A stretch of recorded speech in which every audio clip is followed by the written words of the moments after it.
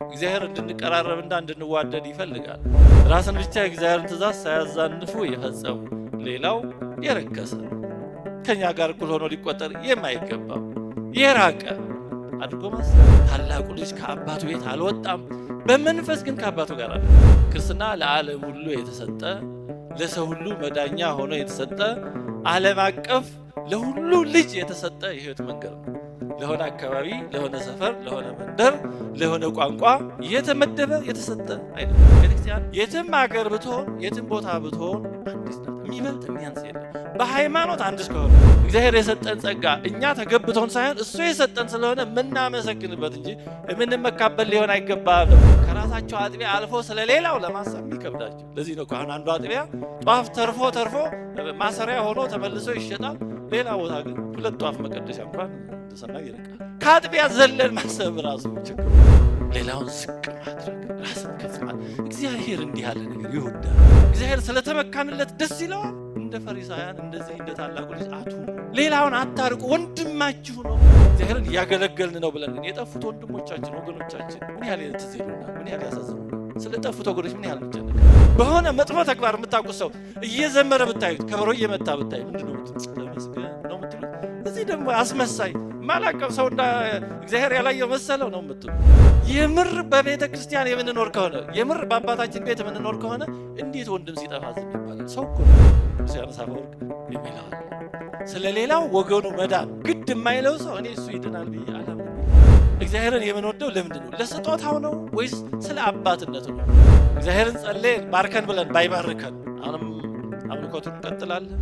ትምህርት ቤት አገልግያለሁ፣ በጉባኤ ተምሬያለሁ፣ ደጅ ጸንቻለሁ፣ እንደዚህ ብያለሁ፣ ግን ይህ አልተፈጸመም እና መቼም በዚህ ዓለም ያለ ነገር እስኪገኝ ነው የሚያጓጓው። ከተገኘ በኋላ ምን ይሆናል? ጥያቄ። ለምሳሌ ሰዎች ትዳር የሚፈልጉ ሰዎች ጥሩ ነው። ትዳር ካገኙ በኋላ ቀጣዩ ጥያቄ ምን ይሆናል? ገንዘብ፣ ሀብት፣ እነዚህ ሲኖሩ አያረኩም፣ ሳይኖሩ ግን ያስቸግራሉ። ገንዘብ ለመኖር ያስፈልገናል። ሲኖር ግን በገንዘብ እርካታ ይገኛል። ብዙ ባለ ሀብቶች ብሎታል። ብዙ ሚሊዮነሮች፣ አክተር የሚባሉ ብዙ ዝና ያላቸው ሰዎች ለምን ራሳቸውን ያጠፋሉ? በዝና በገንዘብ በምን እርካታ ቢገኝ ኖሮ ለምን እነዛ ራሳቸውን ያጠፋሉ? ለምን በተለያየ ሱስ ውስጥ ራሳቸውን ይከታሉ?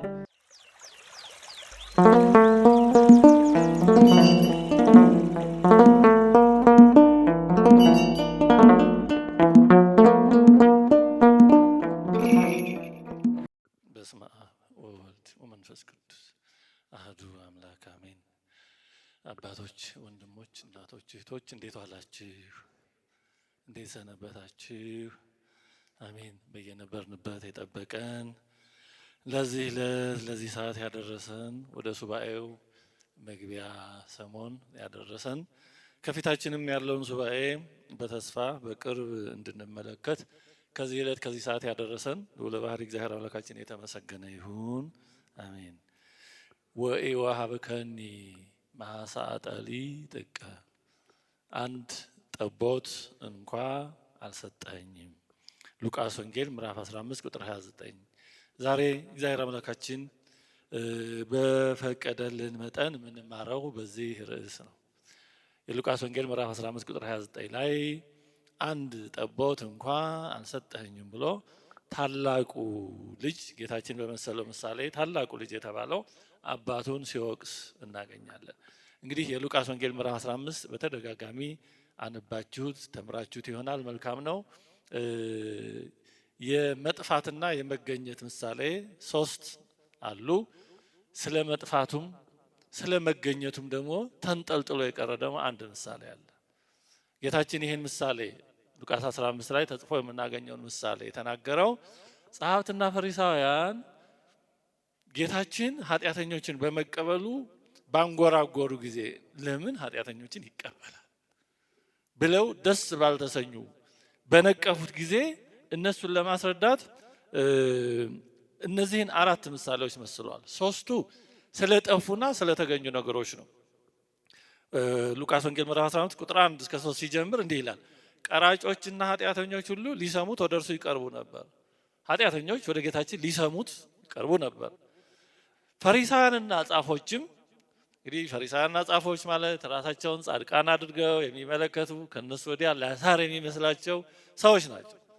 ስለዚህ ጌታችን ኃጢአተኞችን ቀራጮችን ሲቀበል እነሱም ኃጢአተኞችና ቀራጮች ማለት ነው ጌታችንን ሊሰሙ ወደሱ ሲቀርቡ ሲያዩ ፈሪሳውያንና ጻፎችም ይህስ ኃጢአተኞችን ይቀበላል ከነርሱም ጋር ይበላል ብለው እርስ በርሳቸው አንጎራጎሩ። ማድረግ የለበትም እንዴት መሲህ ነኝ ካለ እንደዚህ ነኝ ካለ ኃጢአተኞችን ይቀበላል እንዴት ከነሱ ጋር ይበላል ብለው አንጎራጎሩ። ይህንንም ምሳሌ ነገራቸው እንዲህ ሲል ብሎ ሶስቱ ጠፍተው ስለተገኙ አራተኛው ደግሞ መጥፋቱም መገኘቱም ተንጠልጣይ በሆነ ሁኔታ የተነገረ ምሳሌ በዚህ በሉቃስ ወንጌል ምዕራፍ 15 ላይ ተጽፎ እናገኛለን። ሶስቱ ጠፍተው የተገኙት እንደምታስታውሱት አንደኛው የጠፋው በግ ነው፣ ጠፍቷል፣ ግን ባለቤቱ ፈልጎ አግኝቶታል። ሁለተኛው የጠፋው ድሪም ነው፣ በራሱ አይጠፋም፣ የጠፋው ካያያዝ ጉድለት ነው፣ ባለቤቲቱ ፈልጋ አግኝተዋለች። ሶስተኛው የጠፋው ልጅ ነው፣ የጠፋው በራሱ ፈቃድ ነው፣ ከአባቱ ቤት በቃይ ብሎ ጠግቦ ሄዶ ነው።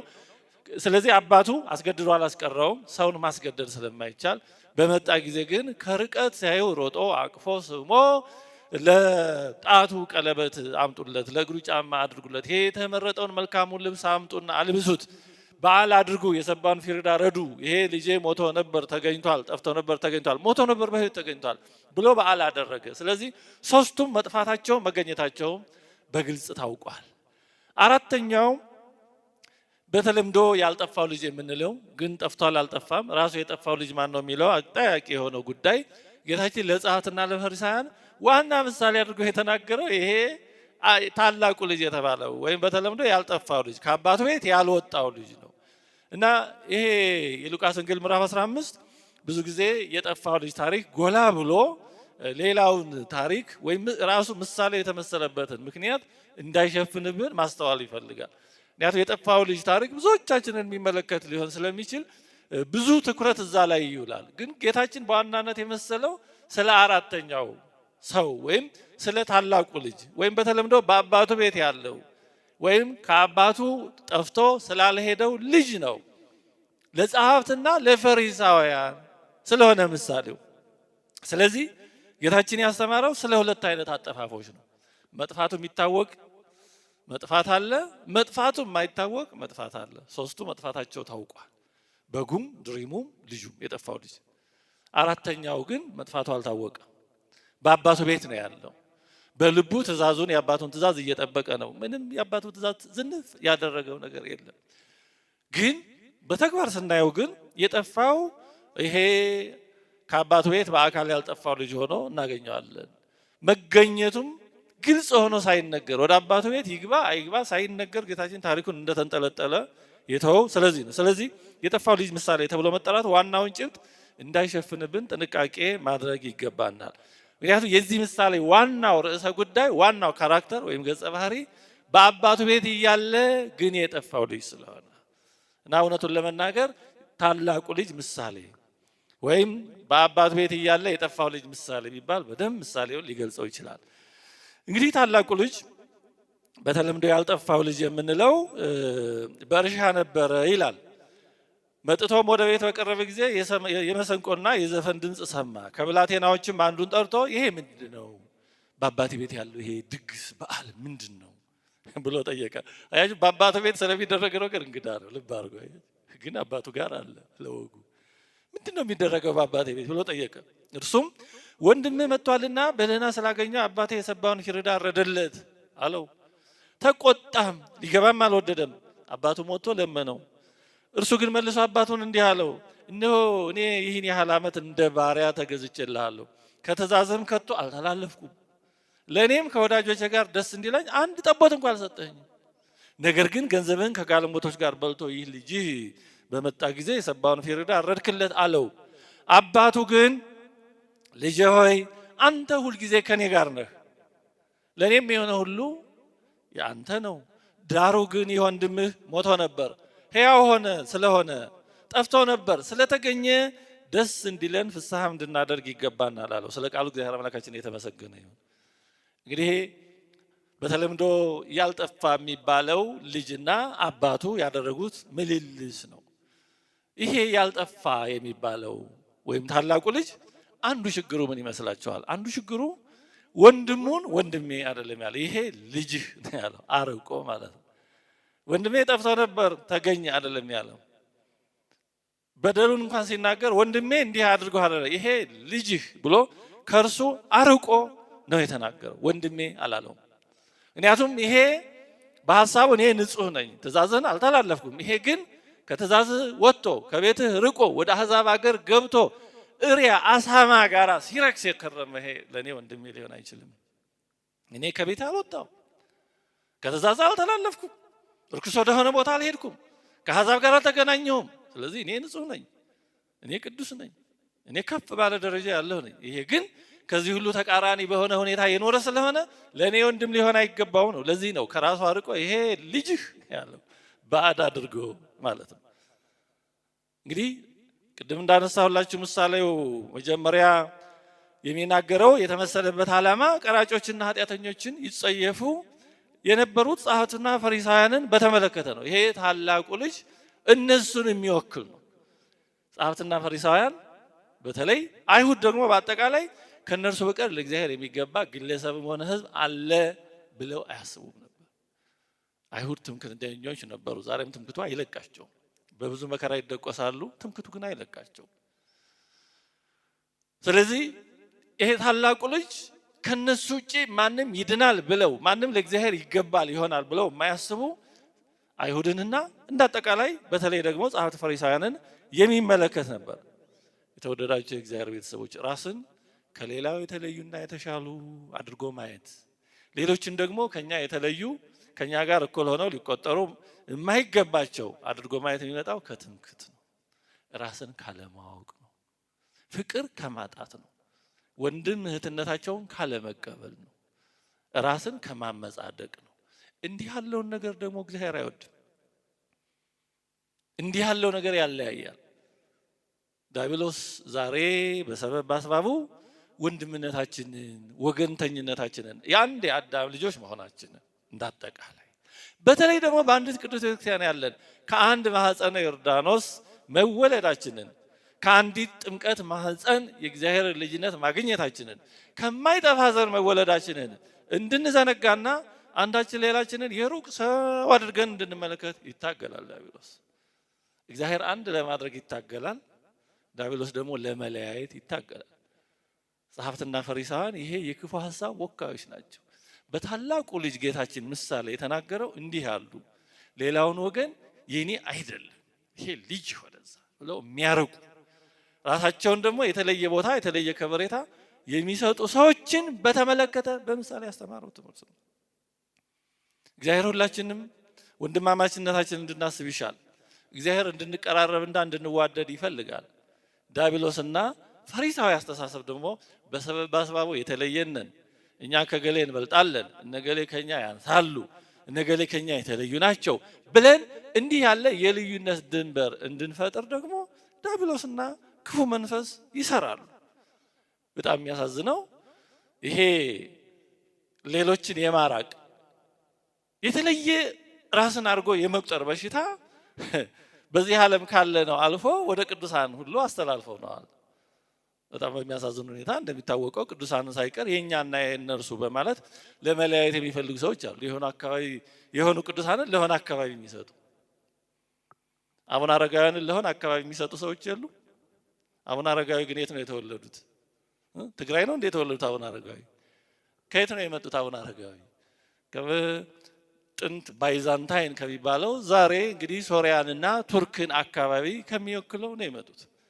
ትውልዳቸውም እድገታቸውም ኢትዮጵያ አለ። ግን በሃይማኖት ድንበር ስለሌለ እዛ የነበሩት የኬልቄዶንን ጉባኤ ተቀብለው በመንግስት ደረጃ ኦርቶዶክሳውያኑን ሲያሳድዷቸው ደግሞ በሃይማኖት ወደሚመስላቸው ወደ ኢትዮጵያ መጡ።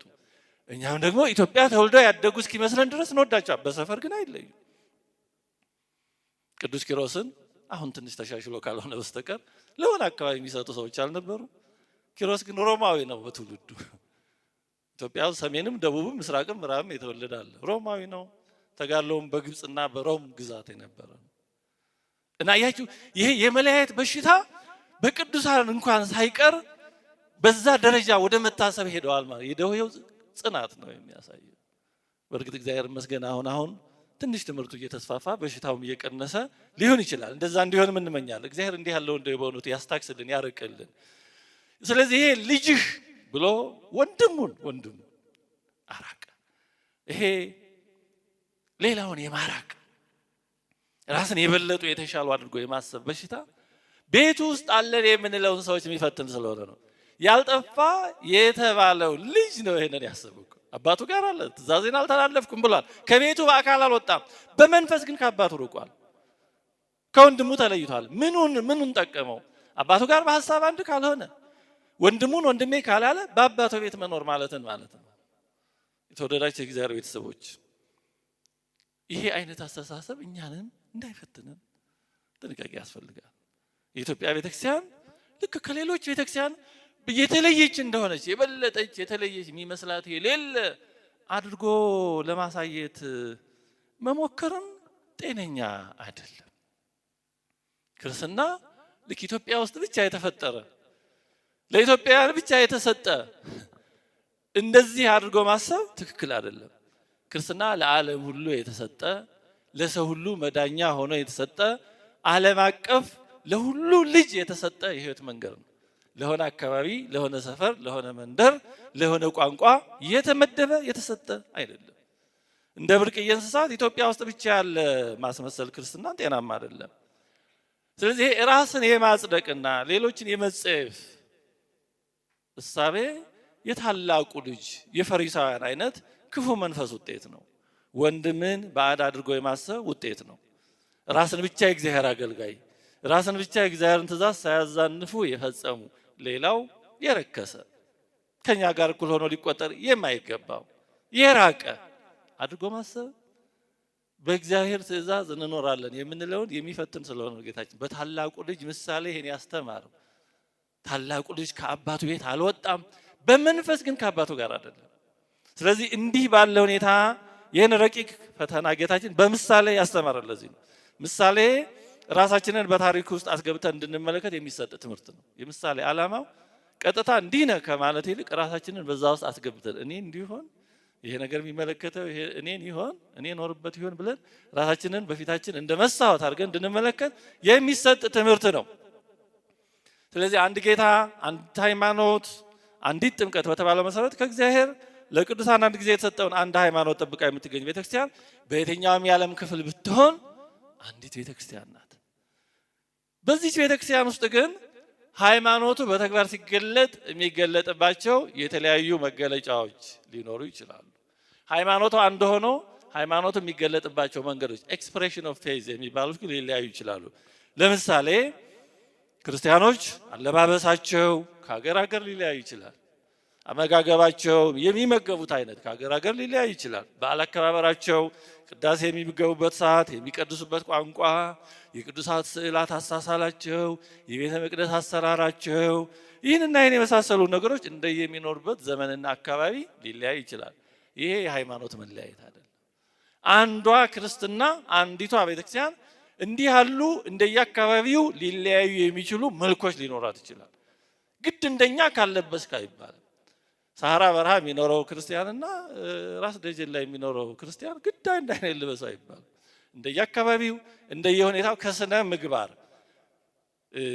ህሊናዊ ከሆነ አለባበስ መስመር ካልወጣ በስተቀር ግድ ሁሉም አይነት በክርስትና አንድ አይነት አለባበስ፣ አንድ አይነት አመጋገብ፣ አንድ አይነት አሳሳል ይኑር አይባልም።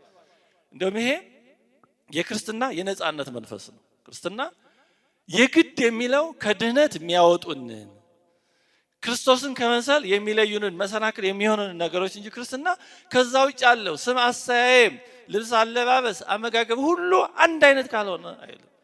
አይሁዳዊነትና ሌሎች ናቸው እንደዚህ የሚሉት።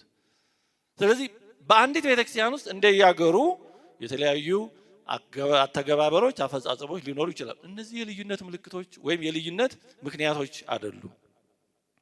ከሀገር ሀገር ብቻ ሳይሆን በኢትዮጵያ ኦርቶዶክስ ተዋሕዶ ቤተክርስቲያን ውስጥ በአፈጻጸም ረገድ ከቦታ ቦታ የሚለያዩ ነገሮች ሳታውቁ በአፈጻጸም ረገድ ከሰሜን ደቡብ፣ ከምዕራብ ምስራቅ ሊለያዩ የሚችሉ ነገሮች ይኖራሉ። እስኪ የምታስቡት አለ የምታውቁት? ለምሳሌ ኢትዮጵያ ቤተክርስቲያን ውስጥ ኢትዮጵያ ውስጥ እኔ የማውቀው በአብይ ጾም ሙሉ አብይ ጾም ስርዓተ ጥምቀት ህፃናትን ማንንም የማያጠምቁ የቅዳም ስዑር ማታ አጠራቅመው የሁለቱ ነው ቅዳም ስዑር ማታ የሚያጠምቁ አሉ። በጣም ጥንታዊ የሆኑ ገዳማትና ቤተክርስቲያናት ቢያንስ አንዱን በአካል አውቀዋለሁ፣ ሌሎችም አሉ ሲባል ሰምቻለሁ በወሬ።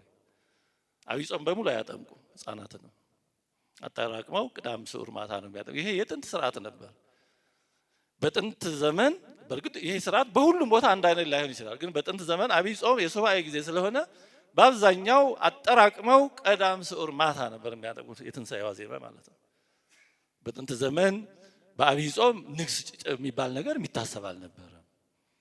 ሌሎች በዓላት የቅዱሳን በዓላት የሚታሰብ አልነበረም። የራሱ መጋቢት 27 እንኳን የመድኃኔዓለም በዓል ወደ ጥቅምት 27 ልዋጭ የተሰራው ሱባኤ ስለሆነ ነው አብይ ጾም። አሁን በአብይ ጾም በተገኘው ሁሉ ንግስ ይባላል፣ በዓል ይባላል። ያው ብዙ ከጥንታዊ ነገሮች ሳናቀው እየራቅን የሄድንባቸው ብዙ ሁኔታዎች አሉ እና እነዛን የቀደመውን ማሰብ የሚጠቅመው ለዚህ እና ኢትዮጵያ ውስጥ እንደዛ አይነት እንደውም አንድ ቦታ እኔ አሁን ያልኳችሁ ባይብሮ አሁን ቦታውን እንዲህ ነው ባልላችሁ ሊሻል ይችላል ብለውም ችግር የለውም። ዞሮ ዞሮ ግን እዛ ቦታ እንደውም ምን ሰማ ተጠራቅመው በአብይ ጾም በሙሉ የተወለዱት እና ክርስትና የሚነሱት የቀዳም ስዑር ማታ ሲነሱ ህፃናት ተቀላቅለው ካደጉ በኋላ ነው ወላጆቻቸው የተለዩታሉ። ተደባልቀው ካደጉ በኋላ አንድ ጊዜ በዚህ ባደግንበት እንቀጥል ብለው ወደ ወላጆቻቸው ሳይመለሱ በዛ ቀርተዋል አሉ። ይሄ ግን የልዩነት ምክንያት አይደለም። በዚህ ምክንያት ይሄ ቤተክርስቲያን እንደዚህ ነው ያ እንደዚህ ነው ተብሎ አያለያይም። በአንዲት ቤተክርስቲያን ውስጥ እንኳን እንዲህ አይነት ያፈጻጸሙ ልዩነቶች ሊኖሩ ይችላሉ። ቅዳሴ የሚገባበት ሰዓት ጋምቤላ፣ አፋርና ደግሞ ወይና ደጋና ደጋ በሆኑ አካባቢዎች አንድ አይነት አይደለም። በበረሃ እንደ ጊዜ ሁኔታ ይደረጋል። ይሄ የልዩነት ምክንያት አይደለም። የቡሄ በዓልን በነሐሴ 13 የሚያከብሩ አሉ። ኢትዮጵያ ውስጥ በነሐሴ 17 ደግሞ የሚያከብሩ አሉ። የቡሄን በዓል ምንም ችግር የለውም። ጌታችን እንደሆነ ደብረ ታቦር አንድ ጊዜ ተገልጧል። በየትኛውም ቀን ብናከብረው ችግር የለውም። በአንዲት ሃይማኖት ሆነን እስካከበር ነው። የልደት ቅዳሴ በእኩለ ሌሊት የሚገቡ አሉ። ከሌሊቱ ደግሞ ወደ 10 ሰዓት ገደማ የሚገቡ አሉ። አለፍ ብሎ ወደ 11 ሰዓትም ደግሞ 11 ተኩልም ደግሞ የሚገቡ አሉ። ይህን የመሰሉ ከቦታ ቦታ ሊለያዩ የሚችሉ አፈጻጸሞች አሉ። ሆኖም እነዚህ የቀኖና ልዩነት የሚባሉ አይነት ልዩነቶች ማለት ይሄ እነዚህ ቀኖና ከባድ ነበር። ቃሉ ቀኖና ሲባል በጣም ጠንካራ ነበር። አሁን ነው ለሆነ ላልሆነው ቀኖና መባል የተለመደው። ቀኖና ትልቅ ጉዳይ ነው። እንዲህ ያሉ አፈጻጸም የልማድ የአተገባበር ልዩነት ነው የሚባለው እንጂ የቀኖናም ልዩነት አይባሉ። ልክ በአንዲት ቤተክርስቲያን ውስጥ እንደዚህ ከቦታ ቦታ ከአካባቢ አካባቢ ሊለያዩ የሚችሉ የአተገባበር የአፈጻጸም ልዩነቶች እንዳሉ ሁሉ አንዲት ቤተክርስቲያን በሆኑት ግን በሀገር በሚለያዩት መካከል ልዩነቶች ሊኖሩ ይችላሉ። እነዚህ ግን የሃይማኖት ልዩነት አይደሉ፣ የቀኖና ልዩነት ያን ያክል የሚባሉ ላይሆኑ ይችላሉ። ግን እንዲህ ያሉ ልዩነቶች ቤተክርስቲያንን አንዱን ከሌላው እኔ እበልጣለሁ፣ እኔ ይሄ ስላለኝ ከኔ እበልጣለሁ፣ ነገሌ ስለሌላቸው ከኛ የሚያሰኙ አይደሉም።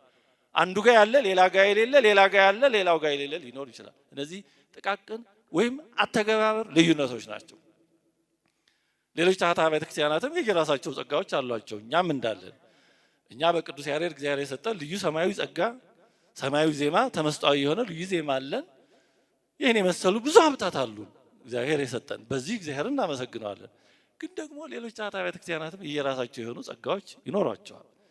ለምሳሌ የግብጽ ቤተክርስቲያን የገዳማዊ ሕይወት መገኛ ናት። በእርግጥ በሶሪያም በተመሳሳይ ዘመን ተመሳሳይ የመሰለ የገዳማዊ ሕይወት ጅምርና እድገት ነበር ተብሎ ይታወቃል። ዞሮ ዞሮ በጎላው በተረዳው የታላቁ ገዳማዊ ሕይወት መስራቾች እነ ቅዱስ እንጦንስ፣ እነ ቅዱስ ጳኩሚስ፣ እነ ቅዱስ መቃርዮስ እና እነሱን የመሳሰሉ እነ ቅዱስ አሞን የመሳሰሉት ግብፃውያን ናቸው። የቤተክርስቲያን ለዓለም ካበረከተቻቸው ትልቅ አስተዋጽኦዎች አንዱ ገዳማዊ ሕይወት ነው። እንደዚሁም ታላላቆቹ የሃይማኖት አርበኞች እነ ቅዱስ አትናቴዎስ ሐዋርያዊ፣ እነ ቅዱስ ቄርሎስ አምደ ሃይማኖት፣ እነ ቅዱስ ጴጥሮስ ተፍጻሜተ ሰማዕት፣ እነ ቅዱስ ዲዮስቆሮስ ጥርሱ እስኪፈልስ ድረስ ለእውነት የቆመ የግብፅ ቤተክርስቲያን አባቶች ናቸው። የእኛም አባቶች ናቸው። በትውልድና በቦታ ግን ደግሞ ኮፕቲክ ናቸው። የቤተክርስቲያን አባቶች ናቸው። እንደዚሁም መድኃኒታችን ኢየሱስ ክርስቶስ እንደምናውቀው ከእናቱ ከእመቤታችን ጋር በስደት ዘመኑ 3 ዓመት ያክል በግብፅ በእግሩ ተመላልሷል። ብዙ ቦታዎች ጌታችን ያረፈባቸው ስራ የሰራባቸው ከእናቱ ጋር ዛሬ ድረስ አሉ ግብፅ። ይህን የመሰሉ ብዙ ስጦታዎች አሏት የግብፅ ቤተክርስቲያን።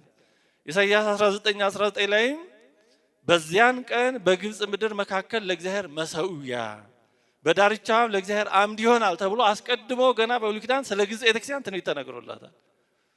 እንደውም የግብፅ ቤተክርስቲያን ይሄንን ጥቅስ ብዙ ቦታ ላይ እንደ አርማ ያሳዩታል። ልክ እኛ ኢትዮጵያ ታበጽህ እደዊሃ ሀበ እግዚአብሔር፣ ኢትዮጵያ እጆቿን ወደ ማን ተዘረጋለች? ወደ እግዚአብሔር የሚለውን እንደ ትልቅ ሀብት አድርገን እንደምንጠቅሰው ነው። እነሱ ደግሞ ይህን ይጠቅሱታል። እግዚአብሔር ለሁሉም የሚሰጠው ጸጋ አለ። እኛ ይህን ጥቅስ እንደምንወደው እንደምናከብረው እነሱም ያን ጥቅስ ያከብሩታል። ያም ጥቅስ እግዚአብሔር ቃል ነው እንወደዋለን፣ ይህም ጥቅስ እግዚአብሔር ቃል ነው እንወደዋለን።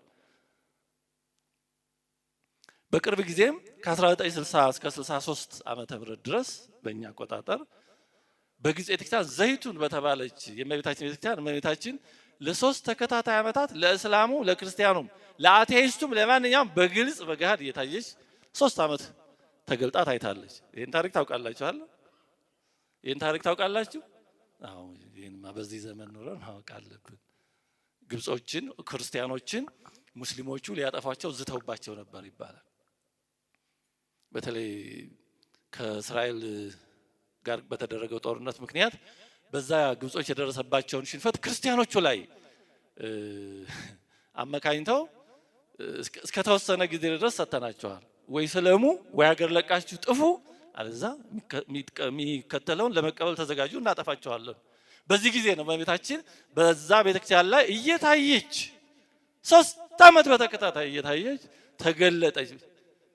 በዚህ ጊዜ በክርስቲያኖች ላይ እንደዛ ዛቻ ያመጣው አካል እናጠፋቸዋለን ያለው አካል ኧረ እቺ የክርስቲያኖች እመቤት ኃይለኛ ናት ታጠፋናለች ብለው አርፈው ተቀመጡ። ክርስቲያኖች ህልውናቸው ቀጠለ። እንዲህ ባለ ተአምራት ነው የኖሩ ናቸው።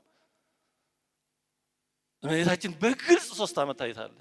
ይሄ በነገራችን ላይ ከጌታችን ትንሣኤ በኋላ ብዙ ተአምራት ቢኖሩም ለክርስትና እውነተኛነት እንደ ትልቅ ምስክር ሆኖ የሚገለጽ ነው።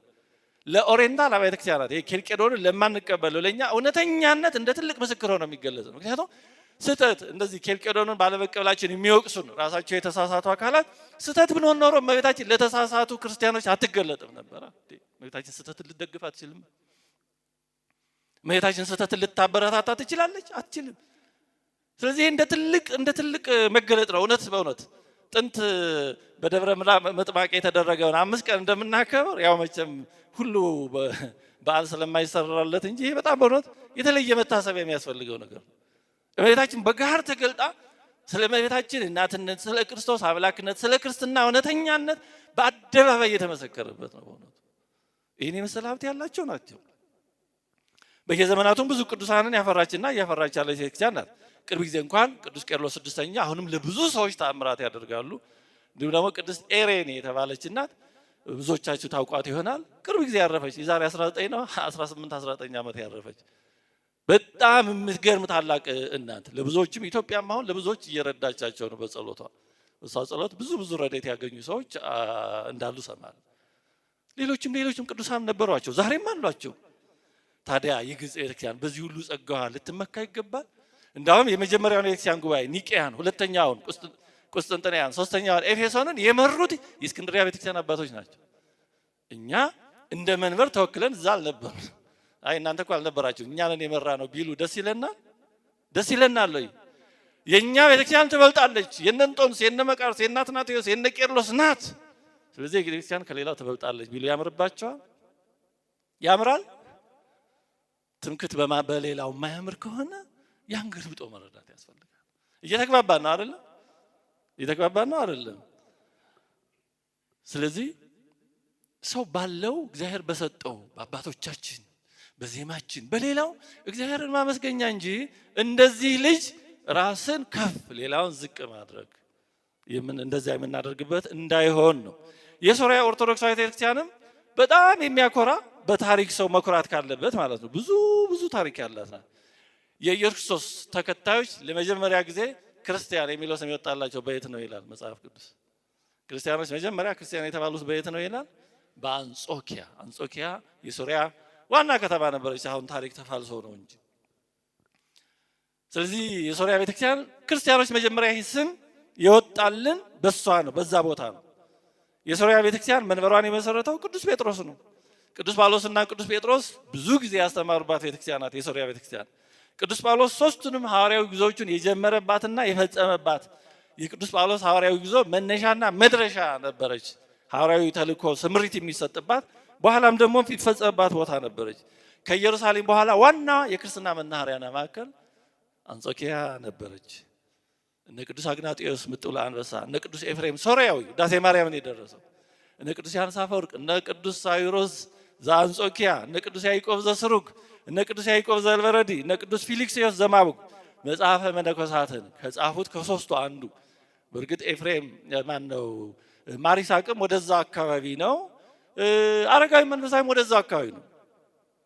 እነዚህ ሁሉ የሶሪያ ቤተክርስቲያን ልጆች፣ የሶሪያ ቤተክርስቲያን አባቶች ነበሩ።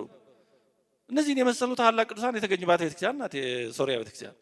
የራሷ የሆነ ቀደምት የዜማ ስልት የነበራት ቤተክርስቲያን ናት። ታዲያ በዚህ ሁሉ ጸጋዋ የሶሪያ ቤተክርስቲያን እኔ ከሌሎች እበልጣለሁ፣ የነ ቅዱስ ዮሐንስ አፈወርቅ፣ የነ ቅዱስ አግናጢዮስ እንደዚህ የተባለብኝ ብትል ያምርባታል?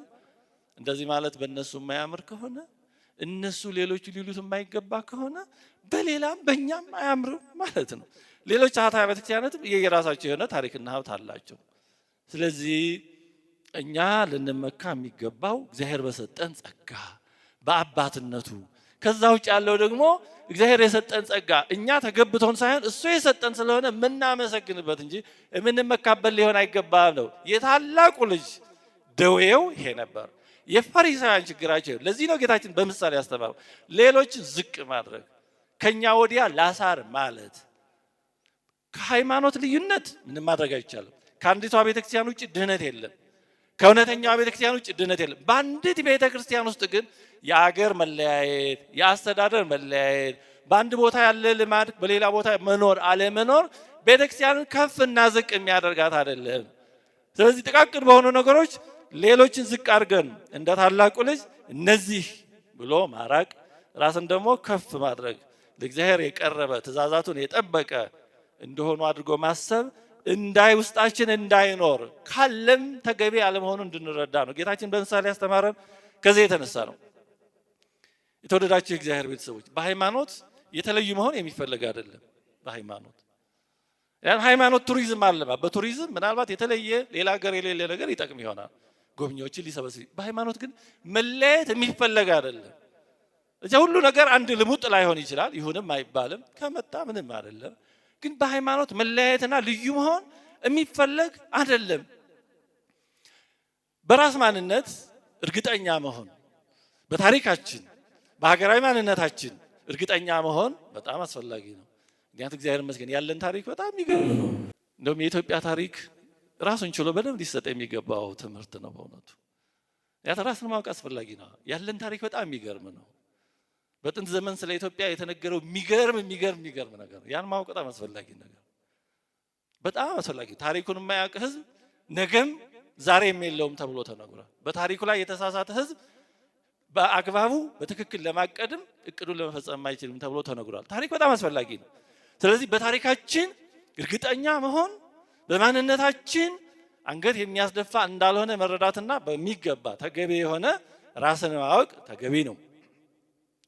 ሆኖም ግን በታሪክ መኩራት፣ በማንነት መኩራትና ከዚህ የሚገኘው ብሔራዊ አገራዊ የማንነት ከፍታ አስፈላጊ ቢሆንም ግን ይሄ ሌሎችን ዝቅ ለማድረጊያ ራስን ደግሞ ያለ አግባብ ከፍ ለማድረግና ለመስቀያ የሚያገለግል ከሆነ ተገቢ አይሆንም።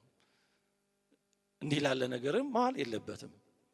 ስለዚህ ነው በአንዲት ቤተክርስቲያን ውስጥ ይሄ እኔ እበልጣለሁ የኛ እንደዚህ ነው የሚሉ አገላለጾች፣ እንደዚህ ያለ አረዳዶች ጤነኛ አይደሉም። እንደዚህ እንዳልጠፋው ልጅ እንደ ፈሪሳዊ መንፈስ ናቸው። ሌላውን ዝቅ አድርጎ ይሄ ልጅ እንዲህ አድርጎ እኔ ትእዛዝህን ጠባቂ ነኝ፣ እኔ እንዲህ አይነት መንፈስ ጌታችን በምሳሌ ያስተማረን ከዚህ እንድንማር ነው። እንዲህ እውነቱን ለመናገር አሁን በክህነት አያያዛችን ላይ ያለው ችግር እንደው ሌላውን ለመናገር የሚያበቃ ነው። አሁን በምንኩስናችን ላይ ያለው ብዙ ዝርክርክነት አሁን ሌላውን ለመናገር የሚያበቃ ነው። በምእመናን አያያዝ ላይ በትምህርት አሰጣጥ ላይ ብዙ ችግሮች የሉብንም። ታዲያ ያሉንን ጥንካሬዎች ይዘን በእነዚህ እግዚአብሔርን እያመሰገንና ለመስራት እየጣርን ድክመቶቻችንን ደግሞ እግዚአብሔር እንዲያሻሽልልን የሚሰሩ ሰዎችንም እንዲሰጠን መስራት መጸለይ ነው የሚሻለው ወይስ መኮፈስ ነው የሚሻለው? እኛ የሚያክልን የለም ማለት ነው የሚሻለው ወይስ እውነቱን ተረድቶ ችግሮቻችንን እውቅና ሰጥቶ ወደ መፍትሄው መሄድ ነው የሚሻለው። በእውነቱ ይሄ እሳቤ ወደ አጥቢያ ደረጃ ወርዶ ከራሱ አጥቢያ ውጪ ሌላ እኮ የማይታየው ሰው ይኖራል። ከራሱ ደብር ከራሱ አጥቢያ ውጪ በቃ ሌላ ጸሎት የማይሰማ መስዋዕት የማያደርግበት አይነት እሳቤ ያለው አጥቢያ ተኮር ተለይ ሰበካ ጉባኤዎች በዚህ ይታማሉ። ሁሉም አይደለም ግን ብዙ ቦታ ግን ይሄ ችግር ይታያል። ከራሳቸው አጥቢያ አልፎ ስለሌላው ለማሰብ የሚከብዳቸው። ለዚህ ነው አሁን አንዱ አጥቢያ ጧፍ ተርፎ ማሰሪያ ሆኖ ተመልሶ ይሸጣል። ሌላ ቦታ ግን 2 ጧፍ መቀደሻ እንኳን እንደሰማይ ይርቃል። ብዙ ቦታ አሁን አዲስ አበባ ምንጣፉ ተቆልሎ ታስሮ ተከምሮ፣ ሌላ ቦታ ግን መቅደስ እንኳን የምትነጠፍ ትጠፋለች። ከአጥቢያ ዘለን ማሰብ ራሱ ችግሩና ከአጥቢያ ሲወርድ ወደ አጥቢያ ይሆናል። ከፍ ሲል ደግሞ እንደዚህ ዞሮ ግን ሁሉም የጠበበ ሐሳብ ነው። በሽታው በእውነቱ ስር ከመስደዱ የተነሳ ለአድባራት ለገዳማት ሁሉ ርዕሰ ምናምን መልዕልተ ምናምን የሚል ካልደረብን ደስ የማይለን ሰዎች ልንኖር እንችላለን። መልዕልተ አድባራት፣ ርዕሰ ገዳማት፣ ርዕሰ ምናምን ቤተክርስቲያን አንድ አይደለችም እንዴ? አያችሁ በሐሳባችን ወይም እንደ ልማድ ወነአምን በኃቲ ቅድስት ቤተክርስቲያን ተላዕለ ኩሉ ጉባኤ ዘሐዋርያት ቤተክርስቲያን አንዲት ናት ከሁሉ በላይ በሆነች ቤተክርስቲያን እናምናለን እንላለን።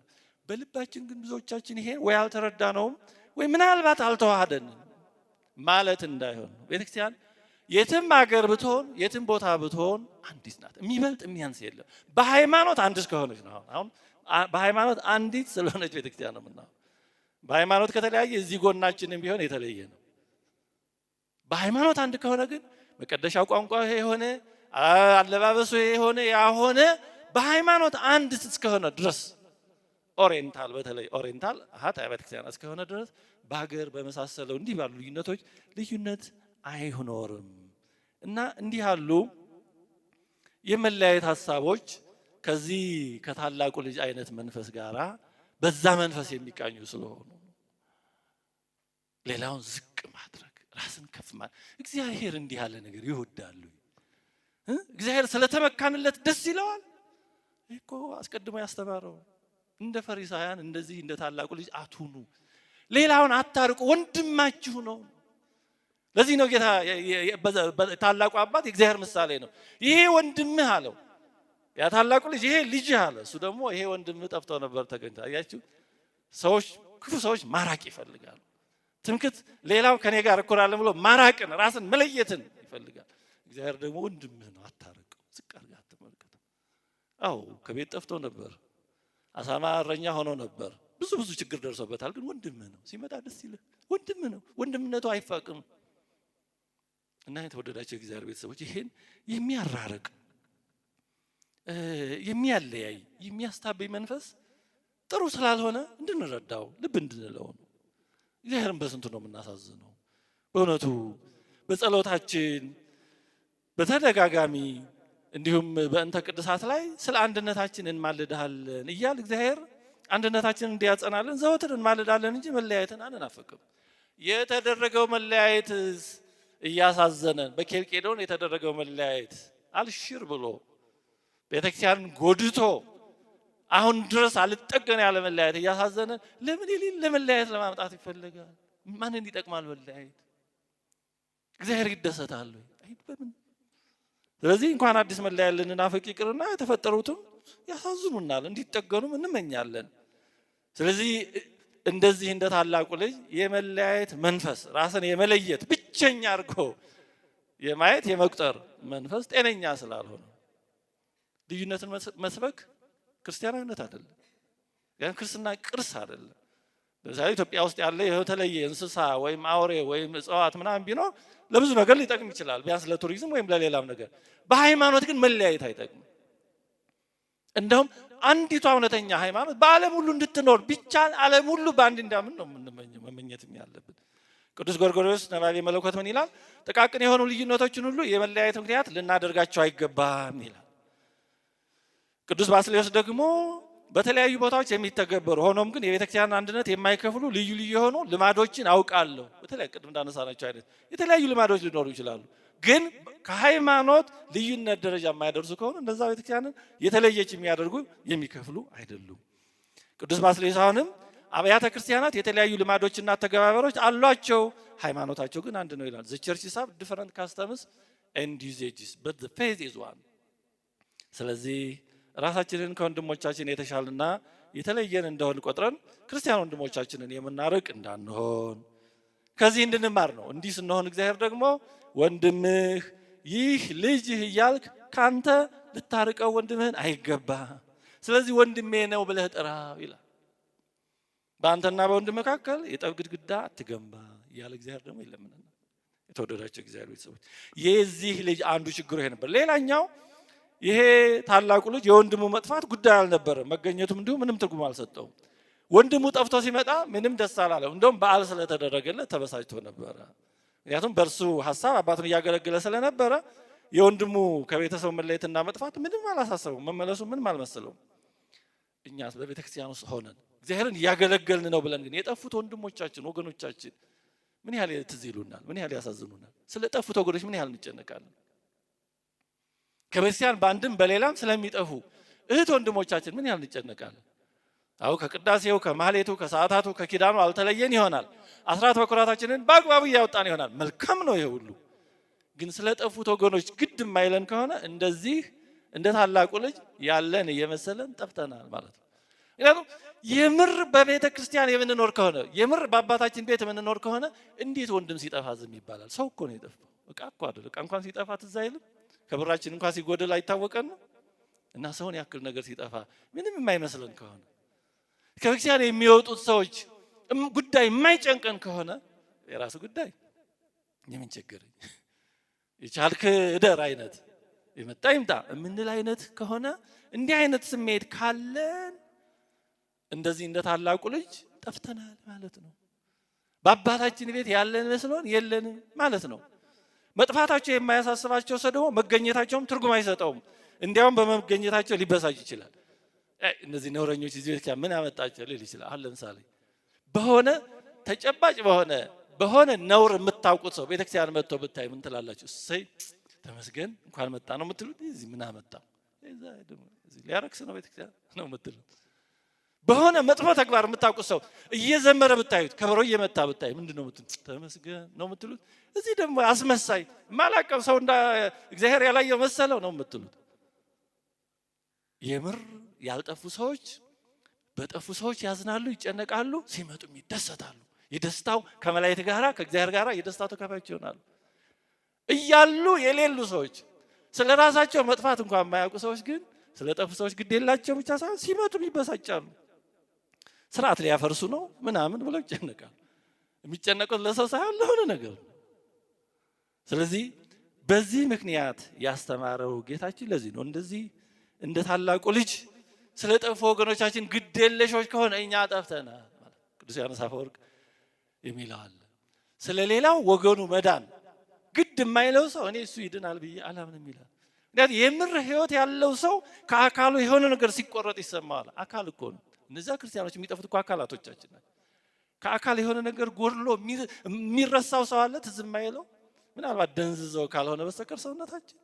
ስለዚህ እንዲህ ያለ መጥፋቱ የማይታወቅ አጠፋፍ ስላለ ነው ጌታችን በዚህ በታላቁ ልጅ ምሳሌ ያስተማረው። ስለዚህ የተወደዳችሁ እግዚአብሔር ቤተሰቦች በሰዎች መጥፋት የቤተክርስቲያን ልጆች ጉዳይ የማይጨንቀን ግድ የማይሰጠን ከሆነ የምር እኛ አለን አልጠፋንም ብለን ራሳችንን መጠየቅ አለብን ማለት ነው። ሌላው ሶስተኛው ትምህርታችንን ያዝ አድርገን እንጨርሳለን። ታላቁ ልጅ የሚገርመው ሌላው ጉዳይ ስራውን እየሰራ በአባቱ ቤት የነበረውን በዓልና ደስታ ግን አልሰማም። መጥቶ እንደ እንግዳ ነው የጠየቀው። እንደውም ሌላ ሰው ነው የጠየቀው። ከብላቴናዎችም አንዱን ጠርቶ ይሄ ምንድን ነው ብሎ ጠየቀ። በአባቱ ቤት የሚሆነው ነገር አላወቅም፣ ግን እኮ አባቱ ጋር ነው። ሰው ሲጠፋ እንደዚህ ነው። በአካል አለ፣ ከደስታው ግን የለም፣ ከበዓሉ ግን የለም። ስለዚህ አሁን እኛም በደንብ ቆመን እያስቀደስን ሰዓታቱን ኪዳኑን ሁሉን እያደረስን ግን የምር ረቂቅ ከሆነው ደስታ ላንካፈል እንችል ይሆናል። ለምን? የእግዚአብሔር አሰራር ውጫዊ ነገሮችን በማድረግ ብቻ የሚገኝ አይደለም። እንደሆነ ፐርፎርማንስ አይደለም። ዝም ብሎ በመውጣት በመግባት በመሄድ በመምጣት ላይ ብቻ ያተኮራል። ይሄ ያስፈልጋል፣ ግን ከዛ ባሻገር ነው። ጸሐፍት ፈሪሳውያን ጌታችን እኮ የወቀሳቸው ለዚህ ሕጉን ያነባሉ። ጸሐፍት ፈሪሳውያን ይደግማሉ፣ ያነበንባሉ፣ መስዋዕቱን ያቀርባሉ፣ ግን በዛ ውስጥ ግን እነሱ የሉም።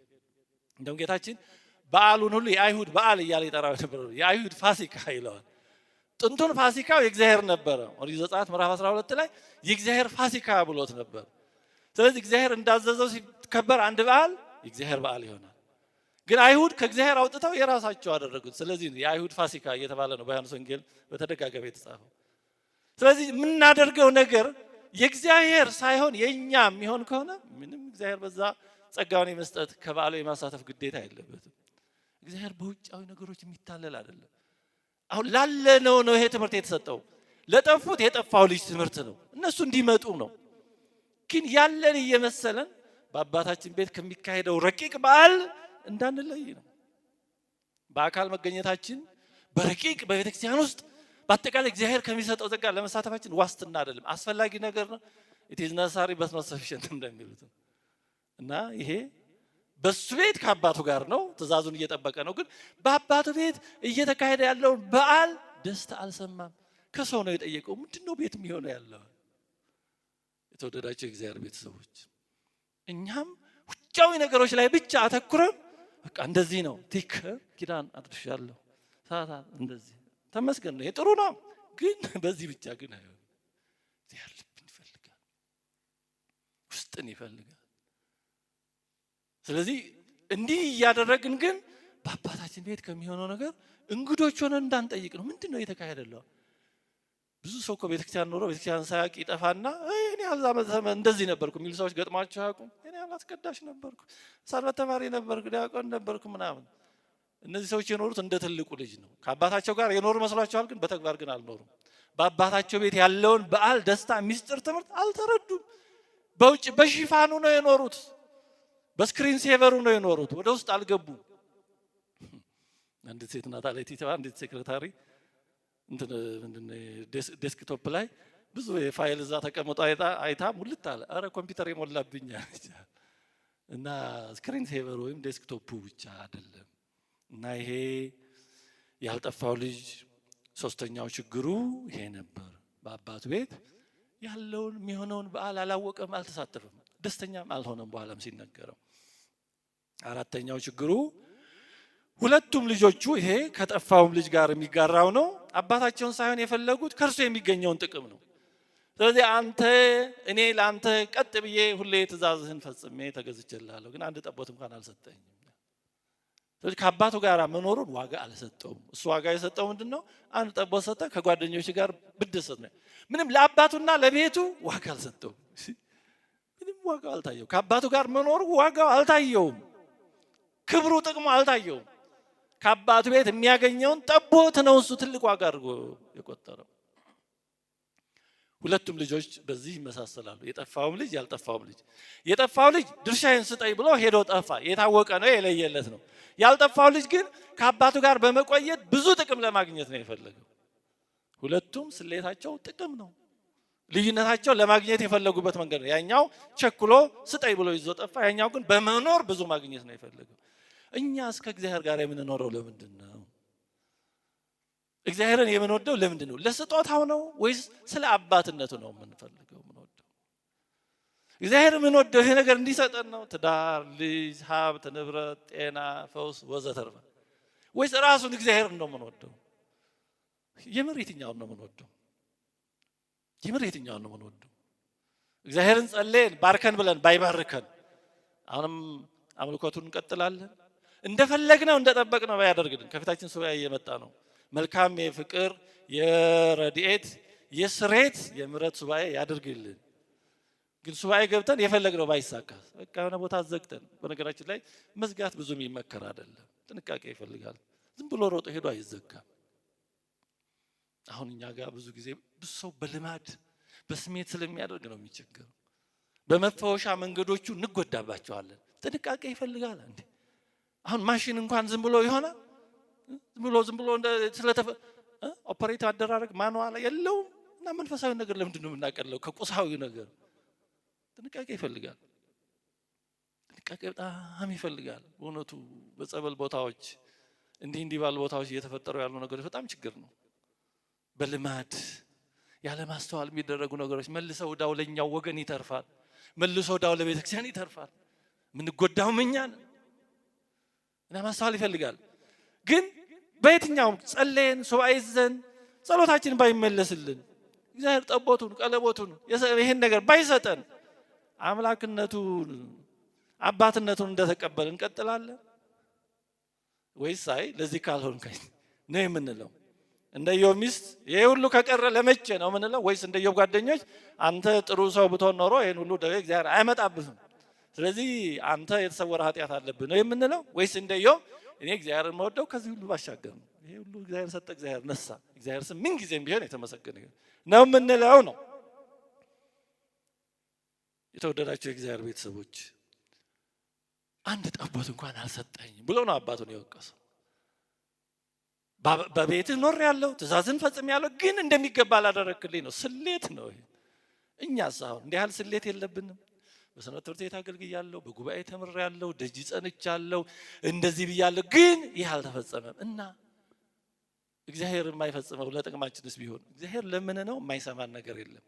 ማመን የምር ለማመንም ጥረት ማድረግ ያለብን ይሄን ነው። እግዚአብሔር ጠይቀነው የማይሰማ ነገር የለም። ሳንጠይቀውም ፍላጎታችንን ያውቃል። የሚያዘገየው ለጥቅማችን ነው። የሚጠቅመን ከሆነ ቢሰጠን ይሰጠናል። ቢሰጠን የማንጠቀም ከሆነ እሱ ባወቀው ስሌቱን ስለሚያውቀው ደግሞ ያዘገየዋል ወይም ጨርሶ ሊያስቀረው ይችላል።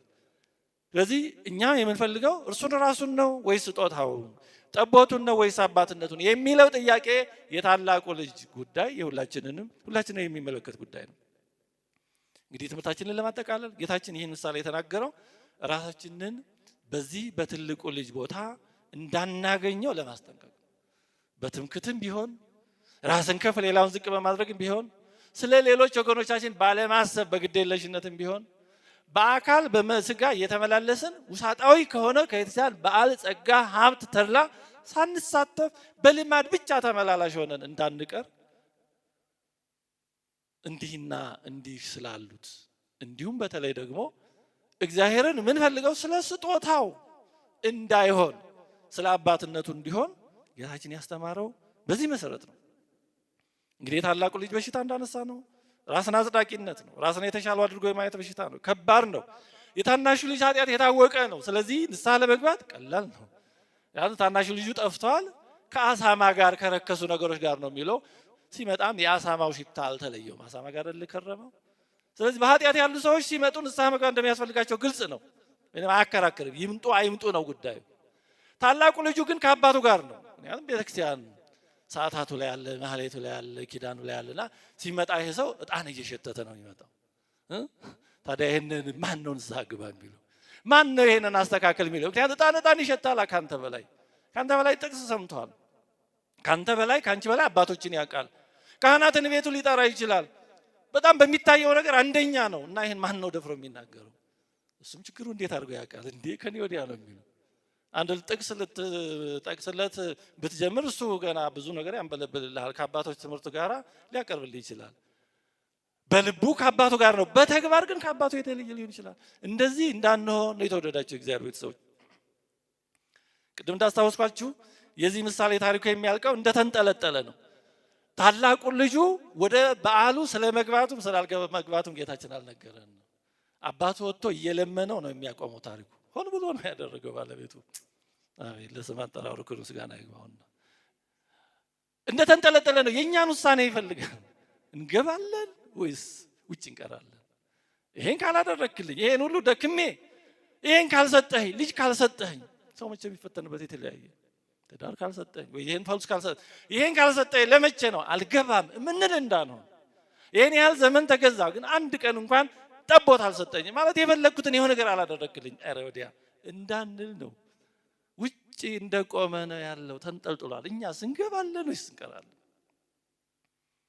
ወንድማችንን ይሄ ከሱ ደስታ አልገባም፣ ይሄ ልጅ እንደዚህ ከአሳማ ጋር ረክሶ ከመጣ ከሱ ደስታ አልሳተፍም ነው የምንለው? እኔ የበለጠ ኃጢአተኛ ነኝ ከሱ በላይ።